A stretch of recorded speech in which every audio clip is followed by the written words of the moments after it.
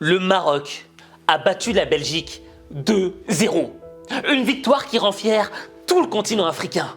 Surtout que le Maroc n'avait pas gagné en Coupe du Monde depuis 24 ans.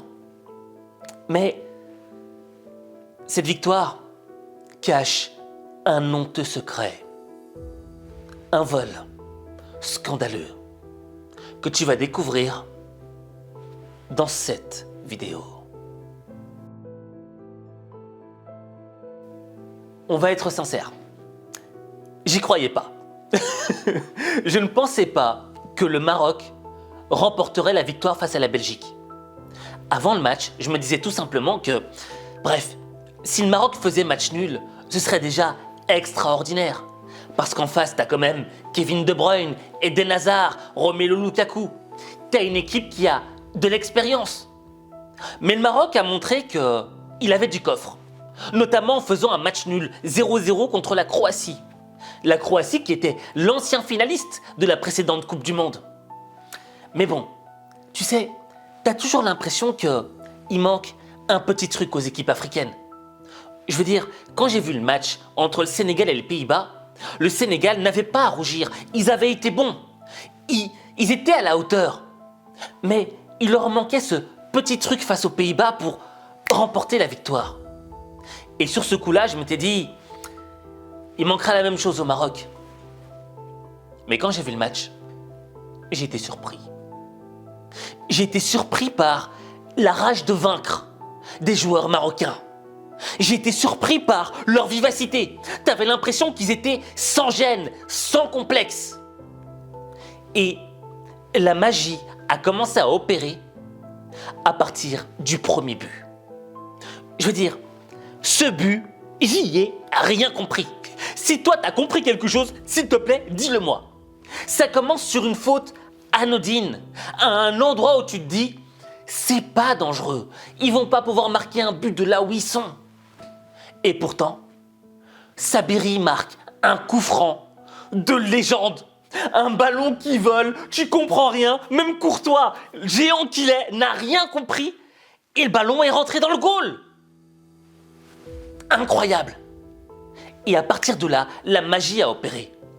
Et les Belges ont commencé à remonter, ils ont voulu marquer.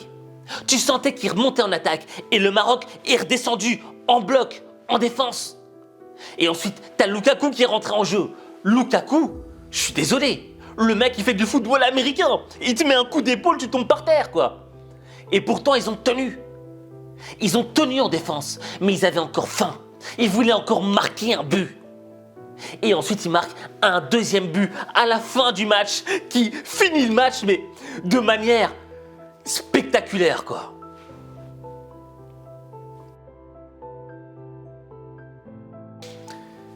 Et là, franchement, j'étais trop content pour le Maroc, tu vois. Parce que cette victoire, elle était méritée. Elle n'a pas été volée. Ils ont maîtrisé le match. Et là, je me suis dit, mais attends, sur papier, la Belgique, quand même, elle est beaucoup plus forte. Et pourtant, c'est le Maroc qui l'a emporté. Et là, je me suis dit, mais comment ça se fait? Mais quand tu regardais le match à la télévision, t'avais compris pourquoi le Maroc l'avait emporté. C'était pas une question de talent, c'était pas une question d'expérience. C'était une question de mental. Parce qu'on va pas se mentir, moi, j'adore la Belgique, d'accord? Mais, honnêtement, ils avaient pas le mental, ils avaient pas l'envie de gagner. Et comment je peux te dire ça? Eh bien, tout simplement, parce que j'avais vu le discours de Kevin De Bruyne. Lorsqu'on lui demande si la Belgique peut être championne du monde, sa réponse est sans détour. Aucune chance. Nous sommes trop vieux, a-t-il lancé. Avant de détailler sa pensée aux médias britanniques. Je pense que notre chance était en 2018. Nous avons une bonne équipe, mais elle est vieillissante. Nous avons perdu quelques joueurs clés. Nous avons quelques bons nouveaux joueurs qui arrivent, mais ils ne sont pas au niveau des autres joueurs en 2018. Tandis que les Marocains, tu sentais qu'ils avaient faim. Tu sentais qu'ils voulaient cette victoire. Qu'ils étaient habités par l'envie de remporter, de faire quelque chose dans ce match. C'est pour ça qu'on était tous derrière les Marocains. Parce qu'on sentait cette envie de faire quelque chose. C'était David contre Goliath. Et David l'a emporté. Et quand David l'a emporté, c'est le monde qui était heureux. Moi j'ai vu, les Africains étaient trop heureux. J'ai vu les Arabes qui étaient heureux. Notamment le cheikh de Dubaï qui a posté un post Instagram pour dire « Félicitations aux Marocains ». Bref, tout était là pour qu'on fasse la fête et qu'on soit heureux. Jusqu'à ce que je découvre le vol.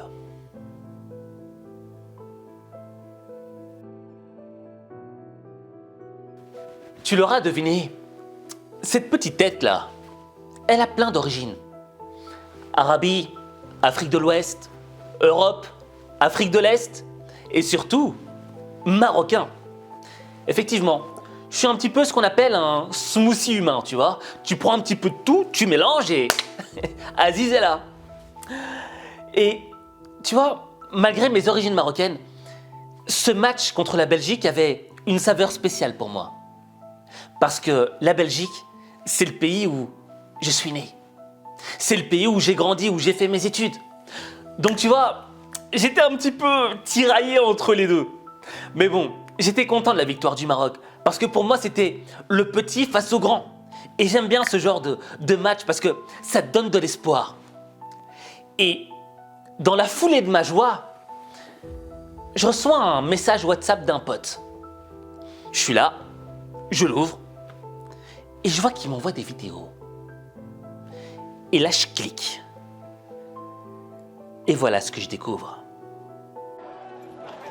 À Bruxelles, la fête a dégénéré en émeute. Après la victoire de l'équipe marocaine contre la Belgique ce dimanche, des dizaines de personnes se sont opposées aux forces de l'ordre pendant plusieurs heures. Ils s'en sont pris au mobilier urbain et des voitures ont été incendiées. La police belge a procédé à 11 arrestations. Les habitants du quartier font part de leur écœurement. Les jeunes, ils sont fous. C'est des adolescents, 14, 15 ans. Ils cassent tout. Moi, j'ai un commerce ici. Tous les trottinettes, ils ont tout cassé. Fair play, c'est pas ça, c'est du football. Donc il faut essayer de garder un peu la joie, la gaieté, mais c'est pas, je comprends pas cette violence, franchement, c'est décevant. Des stations de métro et de tramway ont été fermées et des rues bloquées pour limiter les attroupements. Au-delà de Bruxelles, des incidents ont également eu lieu à Anvers et à Liège, où une cinquantaine de personnes ont attaqué un commissariat.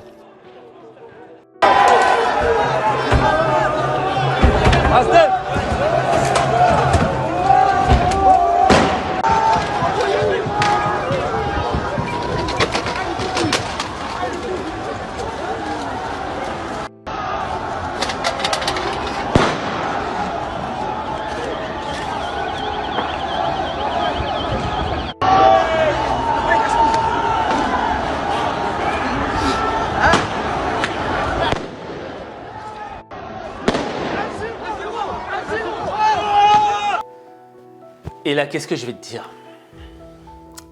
Tu vois des supporters pseudo-marocains qui foutent le bordel, qui cassent l'ambiance. Et pour moi, ça, c'est un vol. C'est le vol des efforts des joueurs marocains qui représentaient l'espoir de tout un continent. C'est le vol de la jouissance, de la célébration de cette victoire. Pourquoi? Parce que dans les médias, on parlait que de ça. Violence à Bruxelles suite à la victoire du Maroc. On parlait plus de la performance extraordinaire de ces joueurs, du sacrifice qu'ils ont donné sur le terrain. Non! On s'est centré sur là où il y avait du feu, là où il y avait de la violence. Et ça me rappelle un petit peu quelqu'un de spécial.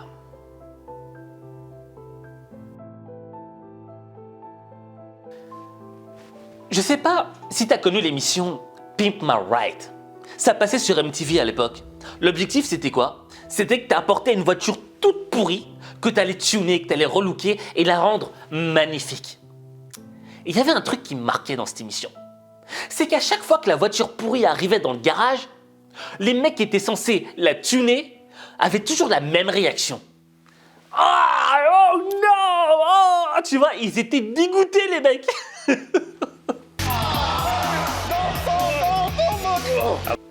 Et ça, c'est ce qu'on appelle casser l'ambiance. Et des gens qui cassent l'ambiance, on en a tous connu dans nos vies.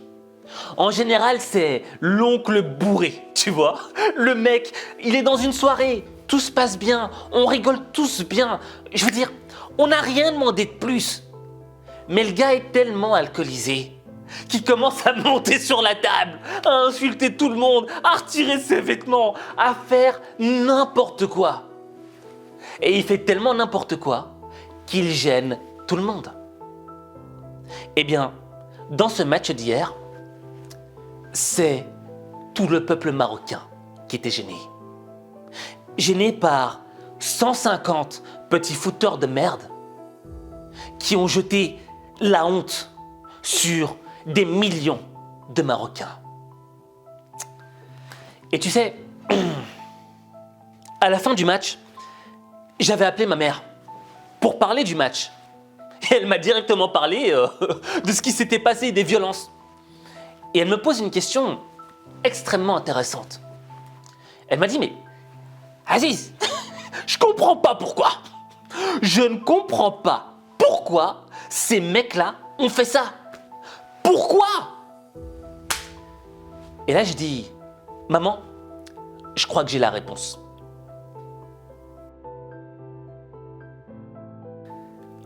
Homo sapiens. Homo sapiens, ça veut dire l'homme sage, d'accord? Et ça représente notre lignée humaine. Parce que ce que tu dois savoir, c'est qu'il a existé d'autres hominidés, d'autres types d'humains qui ont coexisté avec nous il y a des milliers d'années. Il y a eu l'homme de Néandertal, il y a eu l'homme de Flores, l'homme de Lausanne, il y a eu l'homme de Denisova, l'homme dragon. Bref, il y en a eu plein. Mais toutes ces espèces d'hominidés, d'hommes, se sont éteintes. Il ne reste plus que l'Homo sapiens.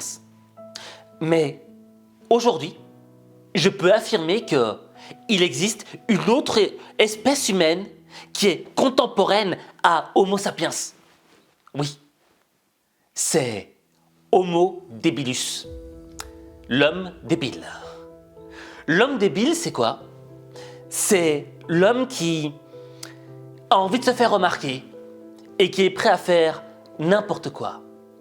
Homo debilus, c'est quoi? C'est l'homme qui vend de la drogue, de la mort lente aux autres hommes. Homo debilus, c'est quoi? C'est quelqu'un qui apporte le néant dans la vie des gens.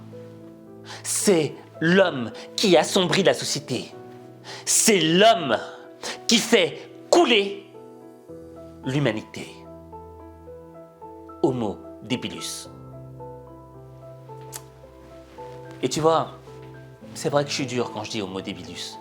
C'est pas gentil. Mais le problème, tu vois, c'est que les actions de ces gens-là se répercutent sur les gens comme moi. Quand j'étais plus jeune et que je venais de finir mes études d'ingénieur et qu'il fallait que j'aille chercher un job, c'était très difficile. Parce que les gens avaient des a priori sur les Marocains. Et je peux te dire que ça fait mal. Ça fait mal quand tu vas à un entretien pour un job et qu'on te dit « Vous êtes Marocain ?»« Ouais. » Et que tu sens qu'il y a un changement d'humeur, un changement d'ambiance. Il y a un moment où, je vais être très sincère avec toi, j'avais plus envie de dire que j'étais Marocain. J'avais envie de changer de nom. L'idée de Zemmour. J'allais m'appeler Marc. Quand on me prenait en entretien, j'avais envie de dire non, mais en fait, je suis portoricain. Ah, il y a des Aziz au Porto Rico, là, à Puerto Rico. Ah bah ouais, il y a une petite communauté là dans un village. Il y a des Aziz, des Mohamed, tu vois. J'avais honte à cause d'Homo debilus. Jusqu'au jour où j'ai entendu le discours du roi intellectuel qui a transformé ma vie.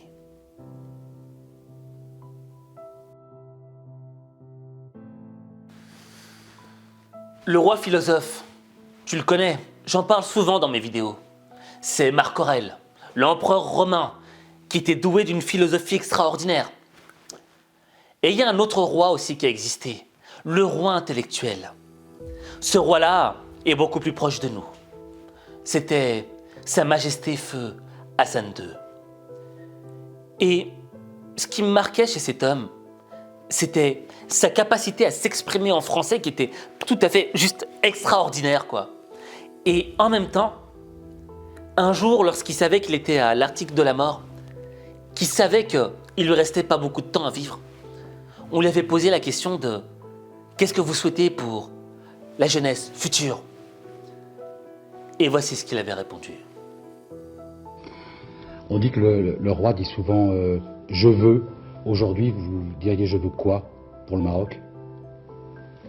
Qui ne dit pas je veux? Vous pouvez le dire avec plus d'autorité que Eh d'autres. bien, je veux pour le Maroc. Je ne parle pas du peuple, il l'a toujours été. Je veux pour le Maroc des dirigeants intelligents, une jeunesse intelligente,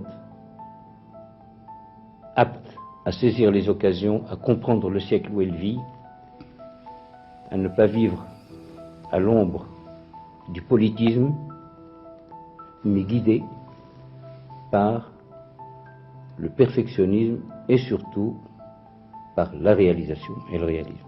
Voilà ce que je fais. Et tu vois, quand j'ai entendu ce discours du feu roi Hassan II, j'étais fier d'être marocain. Et sur le coup là, je m'étais dit, je vais assumer ce que je suis. Je vais être fier de tout ce qui m'habite. Et malgré les a priori que les gens auront sur moi, j'en ai rien à faire. Malgré les étiquettes qu'on poserait sur moi, j'en aurais rien à faire. Jeune de banlieue, jeune immigré, jeune issu de l'immigration, gardez vos étiquettes pour vous. Je ne suis pas cela. Je suis un homme qui brille. J'ai décidé de suivre le discours d'Hassan II, de comprendre le monde dans lequel je vis. Et quand j'ai compris quel était le monde dans lequel je vivais, j'ai compris que la chose qui comptait, c'était quoi? C'était d'utiliser ça, ce qu'on avait là-dedans, en dessous des cheveux. Et quand tu utilises ça, tu peux faire quelque chose de brillant dans ta vie. Et c'est là que j'ai compris que Homo debilus, c'est quelqu'un qui aime mettre le feu, détruire. Ça le fait rire. Mais qu'à côté, il y avait des hommes et des femmes brillants. Des gens qui étaient tellement brillants que cette lumière qu'ils avaient à l'intérieur d'eux irradiait les gens qui étaient autour d'eux et les rendait fiers. Et au fait, ce match-là, ce qui s'est passé hier, prouve qu'il existe deux types de personnes dans le monde. Il y a Homo debulus qui aime faire des conneries, qui aime juste se faire remarquer et qui détruit tout dans sa vie et qui te rend honteux de lui ressembler. Mais t'as les hommes et les femmes qui te rendent fiers. Notamment, hier, les joueurs du Maroc nous ont rendus fiers. Ils n'ont pas juste rendu fiers les Marocains, ils ont rendu fiers les Africains, ils ont rendu fiers le monde arabe, ils ont rendu fiers tous les pays qui n'ont pas des grandes équipes, mais qui étaient derrière, qui se disaient « c'est possible ». Et tu vois, dans ta vie, tu dois faire un choix. Soit tu fais le choix de suivre les idiots, de suivre les personnes qui font couler les gens qui sont autour d'eux, qui ne construisent rien, qui n'apportent rien. Soit tu décides de suivre le discours d'Hassan II, de devenir un homme ou une femme brillante. Et crois-moi, j'étais au Maroc cet été et j'ai vu des gens brillants. J'ai vu des Marocains qui m'ont surpris, qui m'ont inspiré, qui ne ressemblaient pas à ces jeunes qu'on a vus à Bruxelles. Tu dois faire un choix. Et si tu fais le choix d'être brillant, tu transformeras ta vie. Mais ta vie, il n'y a que toi qui peux la transformer. Il n'y a que toi.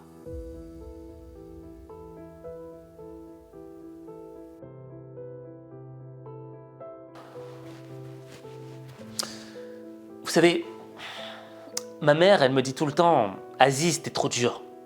Et je sais que ma mère, quand elle verra cette vidéo, elle me dira « T'es pas gentil, pourquoi tu dis qu'ils sont débiles? C'est pas sympa, Aziz ». Et pour honorer ma mère, je vais quand même être un petit peu gentil, surtout avec ces jeunes. Et c'est un message qui s'adresse à tout le monde en fait. Tu vois, moi j'ai perdu des gens de manière brutale. J'ai perdu des gens qui ont quitté ce monde de manière totalement injuste. Et tu vois, j'ai jamais accepté leur mort. Pendant des années, je refusais de l'accepter.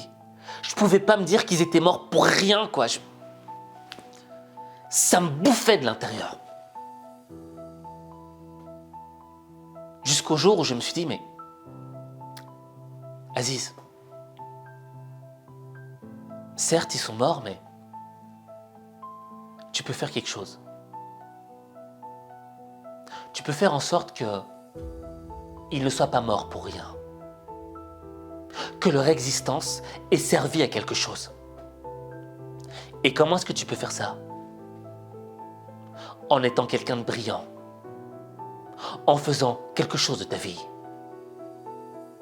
Pour faire en sorte qu'ils ne soient pas morts pour rien.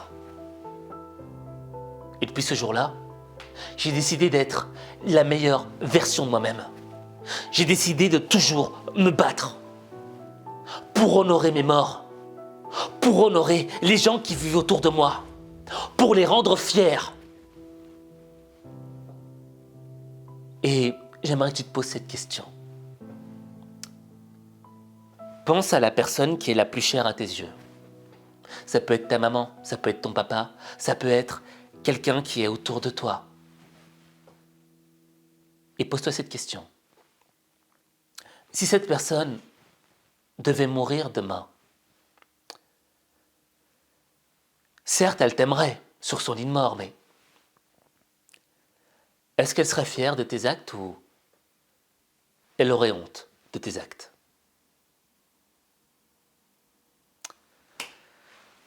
Question brutale, mais qui remet les pieds sur terre.